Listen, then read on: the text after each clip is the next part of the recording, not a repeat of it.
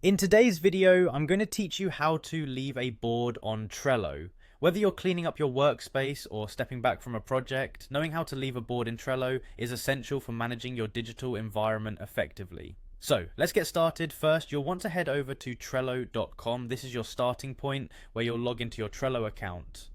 Once there, locate the login button on the top right corner of the page and click it. If you aren't already signed in, you will be prompted to enter your login credentials. You have the option to log in using either your email or your Google account, depending on what you prefer or have previously set up.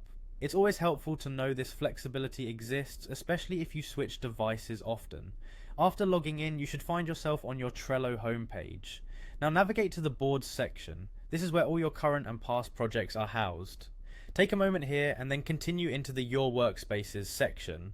This area summarizes all your active workspaces, making it easy to find the specific board you're interested in leaving. Once you're within the Your Workspaces section, locate the board you want to leave. It should be clearly listed there. Click on the specific board to open it. You should see your board's main interface. On the top right area, you'll notice a small icon with 3 dots. This icon represents the board menu, so go ahead and click on it. The menu will expand, revealing several options. Among these, you'll see an option labeled Leave Board. This is what you're looking for. Click on Leave Board. You might be prompted with a confirmation message just to ensure that leaving the board is indeed your intention, since doing so will remove your access to the board's contents.